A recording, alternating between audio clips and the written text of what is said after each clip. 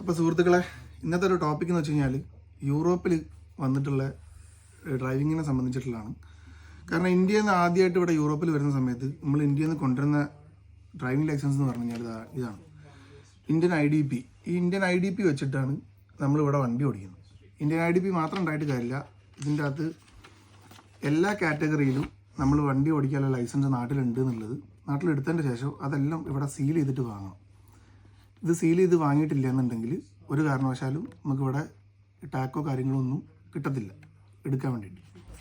Once അത് ഇപ്പോൾ ഇതിൻ്റെ വാലിഡിറ്റി എന്ന് പറഞ്ഞു കഴിഞ്ഞാൽ വെറും ഒരു വർഷമാണ് ഇതിനാകപ്പാടെ വാലിഡിറ്റി ഉള്ളത്. അപ്പോൾ എല്ലാ വർഷവും ഇത് ഒന്നില്ലേ പുതുക്കാൻ വേണ്ടി നാട്ടിൽ പോകണം. അല്ലാന്നുണ്ടെങ്കിൽ ഇത് ഓൺലൈൻ വഴി പുതുക്കിയിട്ട് ആരെങ്കിലും മുഖാന്തരം കൊണ്ടുവരികയോ അല്ലെങ്കിൽ മറ്റേ കൊറിയർ വഴി അയക്കുകയോ അങ്ങനെ എന്തെങ്കിലും വേണം ചെയ്യാം.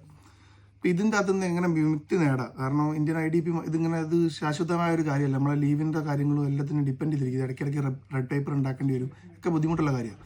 അപ്പോൾ ഇന്ത്യൻ ലൈസൻസ് അല്ലാതെ യൂറോപ്യൻ ലൈസൻസ് എടുക്കാൻ വേണ്ടിയിട്ട് 6 മാസം നമ്മളിവിടെ ഈ ഏതെങ്കിലും ഒരു യൂറോപ്യൻ കൺട്രിയിൽ വന്നിട്ട് 6 മാസം പൂർത്തിയായി കഴിഞ്ഞ് കഴിഞ്ഞാൽ നമുക്ക് ഈ IDPൻ്റെ സഹായം ഇല്ലാണ്ട് തന്നെ യൂറോപ്യൻ ലൈസൻസ് എടുക്കാൻ വേണ്ടിയിട്ട് സാധിക്കും. അപ്പോൾ അതിന് കാറ്റഗറി B എന്ന് പറഞ്ഞു കഴിഞ്ഞാൽ നമ്മൾ കാറിൻ്റെ ലൈസൻസ് എടുത്തിട്ട് പടിപടിയായിട്ട് മാത്രമേ ബാക്കിയുള്ള ലൈസൻസുകളൊക്കെ എടുക്കാൻ പറ്റുള്ളൂ. അപ്പോൾ അതിന് ഫസ്റ്റത്തെ തന്നെ കാറിൻ്റെ ലൈസൻസ് എടുക്കണമെങ്കിൽ എന്ത് ചെയ്യാന്നുള്ളത് നോക്കാം.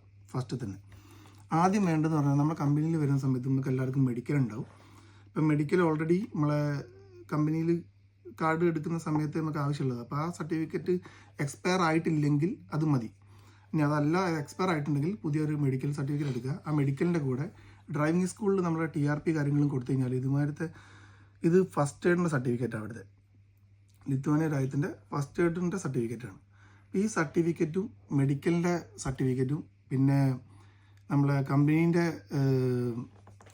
ഓതറൈസ്ഡ് ലെറ്റർ ഉണ്ട്, മീൻസ് വർക്ക് പെർമിറ്റ് കാര്യങ്ങളൊക്കെ എഴുതി തന്ന ഡീറ്റെയിൽസ് എഴുതിയ ഒരു സർട്ടിഫിക്കറ്റ് ഉണ്ട്. ആ സർട്ടിഫിക്കറ്റും കൂടി കൊടുത്തു കഴിഞ്ഞാൽ രജിത്ര എന്ന് പറയുന്ന ഗവൺമെൻറ്റിൻ്റെ സൈറ്റിൽ നമുക്ക് ഈ ലൈസൻസിന് വേണ്ടിയിട്ട് അപ്ലൈ ചെയ്യാം. അപ്പോൾ ലൈസൻസിന് വേണ്ടിയിട്ട് അപ്ലൈ ചെയ്യുന്ന സമയത്ത് ഈ സർട്ടിഫിക്കറ്റൊക്കെ കൊടുത്ത് അവിടെ അപ്ലൈ ചെയ്ത് കഴിഞ്ഞാൽ ഒരു ഡേറ്റ് തരും. ഒരു ഡേറ്റിന് നമുക്ക് അവിടെ പോയിട്ട് തിയറി എക്സാം അറ്റൻഡ് ചെയ്യാൻ വേണ്ടി സാധിക്കും.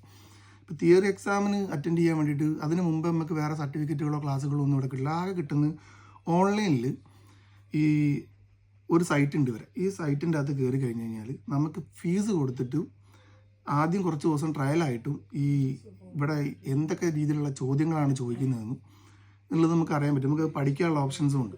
അപ്പോൾ അത് വൺസ് അത് പേ ചെയ്ത് വാങ്ങിക്കഴിഞ്ഞാൽ ഇത്ര ദിവസത്തേക്ക് വാങ്ങിക്കഴിഞ്ഞാൽ നമുക്ക് അതിൻ്റെ അകത്ത് അവിടെ വരാൻ സാധ്യതയുള്ള 3000 ക്വസ്റ്റ്യൻസിൻ്റെ അകത്ത് നിന്ന് വെറും 30 ക്വസ്റ്റ്യൻസ് മാത്രമാണ് ഇവരവിടെ ചോദിക്കുള്ളൂ. ആ 30 ക്വസ്റ്റ്യൻ ആൻസർ ചെയ്യാൻ വേണ്ടിയിട്ട് ആകപ്പാടെ 30 മിനിറ്റേ ഉള്ളൂ സമയം.